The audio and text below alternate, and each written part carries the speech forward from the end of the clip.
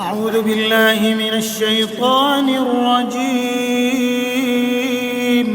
يا أيها الذين آمنوا اتقوا الله حق تقاته ولا تموتن إلا وأنتم مسلمون. Ada yang bagi tahu kat saya, dia kata semua ulama-ulama dalam dunia ni bermazhab. Pasal apa Perlis tak ada mazhab? Kita kata Perlis ni negeri yang mana dia tak nak terikat dengan satu mazhab. Tapi banyak agak pendapat-pendapat dia yang cenderung kepada Hambali, terutama dari sudut ibadat. Maksudnya kecenderungan dia tu pada Hambali, tapi dia tak terikat. Ada yang dia ambil daripada luar. Keluasan lah yang negeri Perlis bagi. Itulah keistimewaan dia. Kan? Tapi dia kata mana boleh? Ulama dulu semua bermazhab. Imam Bukhari bermazhab. Saya tanya Imam Bukhari mazhab apa? Dia kata Imam Bukhari mazhab Syafi'i. Saya tanya dia, siapa yang kata? Ulama yang kata. Bukhari tak kata kan? Nah, Bukhari tak kata. Bukhari tak pernah kata dia mazhab Syafi'i. Bukhari tak pernah kata dia mazhab Hanafi. Bukhari tak pernah kata dia Hambali. Bukhari tak pernah kata dia Maliki. Tak pernah. Tapi biasalah orang hebat ni. Orang hebat masing-masing dok mengaku dia orang tu puak dia. Orang hebat, orang yang datang kemudian berebut. Yang kita tak hebat ni orang tak berebut. Tapi kalau orang tu hebat, masing-masing nak tarik ni, jomlah masuk parti saya, jomlah masuk kumpulan saya.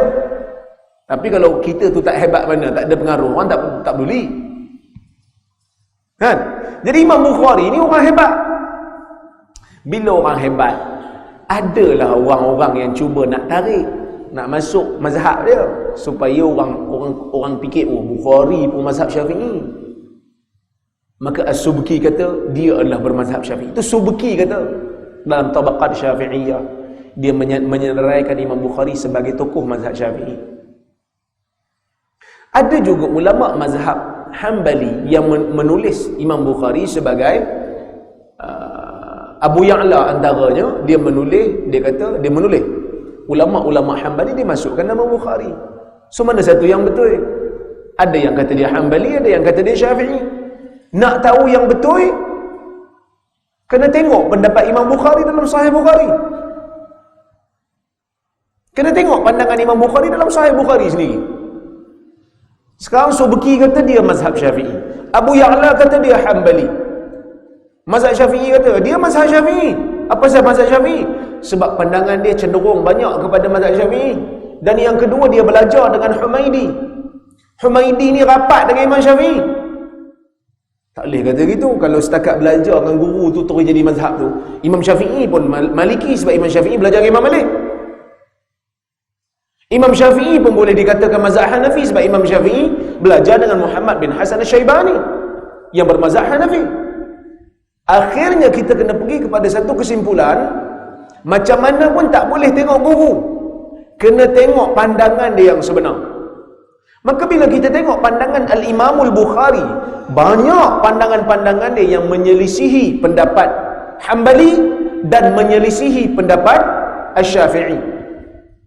Maka pengkaji-pengkaji moden pada hari ini, terutamanya Syekh Muhaddis Nuruddin Itir, seorang pengkaji hadis, bila dia mengkaji pandangan-pandangan Imam Bukhari dalam Sahih Bukhari, dia beranggapan Imam Bukhari tidak bermazhab dengan apa-apa mazhab, kerana dia adalah mujtahid yang mustaqil. Dia adalah seorang mujtahid yang bebas, yang mengambil pandangan-pandangan berdasarkan kepada dalil yang dia rasa sahih dan tepat. Sebab itu Imam Bukhari ni, pendapat-pendapat dia tak, kadang-kadang dia ambil Syafi'i, kadang-kadang dia ambil Hambali, kadang-kadang semua dia tak ambil, dia buat pandangan dia seorang. Contoh, taik binatang najis ke tak najis? Taik lembu, taik unta, taik burung, najis ke tak najis? Tuan-tuan pegang najis kan? Najis lah kan? Syafi'i dia kata najis. Asal nama tai je najis. Walaupun kita bagi kucing tu makan burger, tak najis, keluar daripada punggung kucing tu najis. Kan? Hambali dengan Maliki dia kata tak, dua keadaan. Kalau binatang tu dagingnya halal, taik dia tu tak najis. Kalau binatang dia tu haram daging dia, baru najis. Imam Bukhari kata tak ada pembahagian ni. Asal taik binatang ni tak najis. Pasal apa? Pasal dia guna hadis yang Nabi suruh sahabat-sahabat di Madinah minum air kencing unta. Minum air kencing unta campur dengan susu unta. Ini membuktikan dia kata air kencing dengan taik binatang tak najis. Ini Bukhari punya mazhab.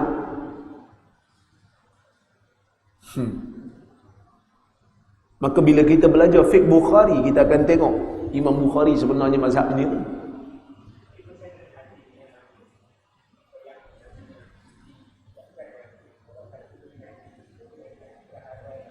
Ini Imam Bukhari kata hadza riksun tu. Imam Bukhari berpendapat riksun tu maksud jijik, dan bukan semua benda jijik itu najis. Nampak?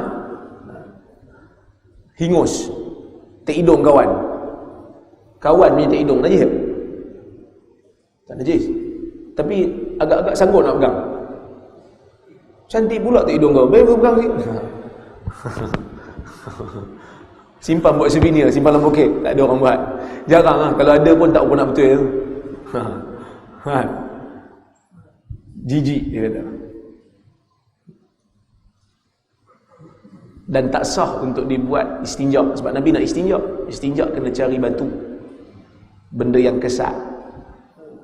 Begitulah maksudnya. Itu pendapat Imam Bukhari. Banyak lagi pendapat Bukhari yang berbeza daripada mazhab empat ni. Jadi kalau kena kecam orang yang keluar daripada mazhab empat, Imam Bukhari antaranya kita kena kecam, tapi kita tak kecam lah, kerana dia tokoh. Salah tak kalau kita nak ikut Imam Bukhari dari sudut fiqh? Katalah satu orang dia baca Sahih Bukhari, dia baca Sahih Bukhari, dia kata Imam Bukhari punya pandangan ni bagus. Setelah saya kaji dan saya semak, nampak bagus pendapat Imam Bukhari, kuat lagi di sudut dalilnya, diikut. Salah tak? Tak salah. Kerana Imam Bukhari juga merupakan alim, merupakan tokoh, walaupun dia bukan bermazhab empat. Walaupun dia bukan bermazhab empat. Jadi jangan sempitkan Islam ni.